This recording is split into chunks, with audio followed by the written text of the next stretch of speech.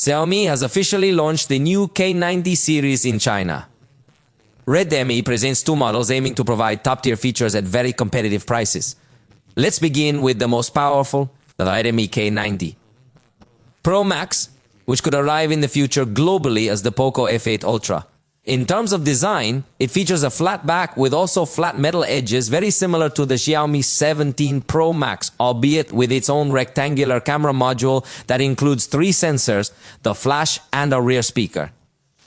Its thickness is 7.9 millimeters, although the denim version reaches 8.3 millimeters. Remember, the Xiaomi launched a special edition to integrate innovative materials.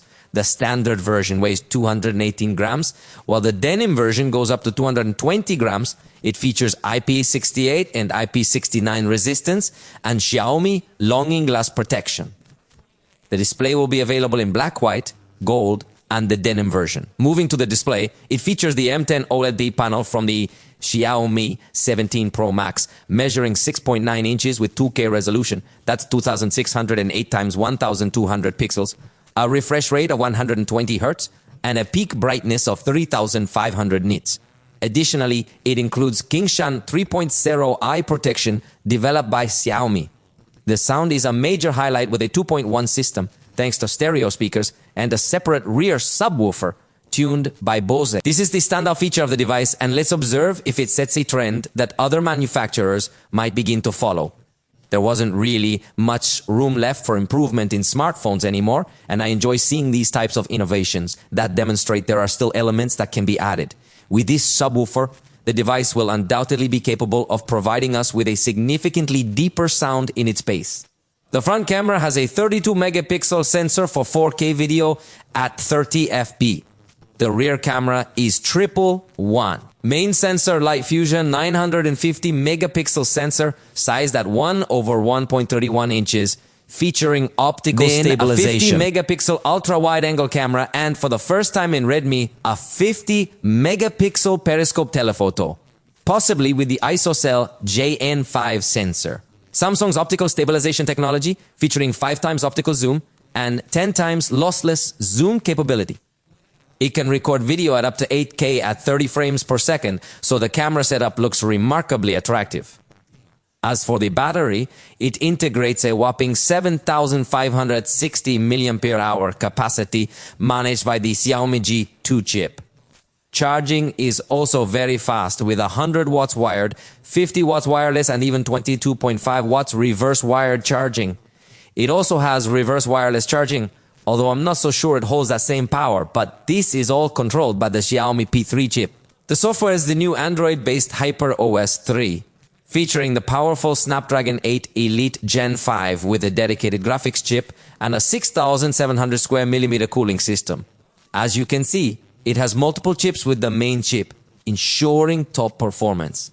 Memory options include 12 or 16 gigabytes of LPDDR5X RAM and storage of 256 gigabytes, 512 gigabytes, or up to a terabyte of UFS 4.1. The price in China starts at 3,999 yuan, about $560 at the exchange rate for the most basic version, so that you more or less have an idea of what would be the expense you would have to make if you wanted the cheapest version.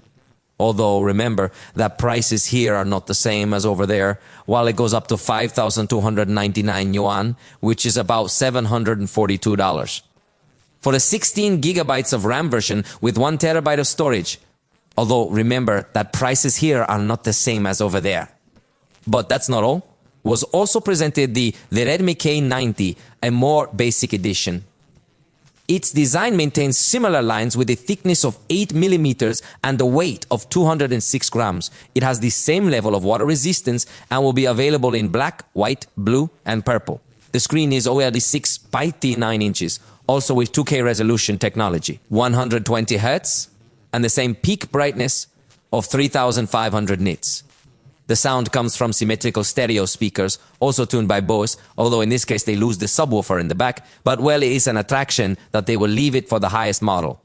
The front camera is 20 megapixels, and the back has a triple camera system with the main 50 megapixel light hunter sensor sized 1/1.55 inches, with optical stabilization. Then an 8-megapixel ultra-wide-angle camera with 120-degree vision and a 50-megapixel telephoto camera with 2.5x optical zoom, likely providing 5x optical quality zoom.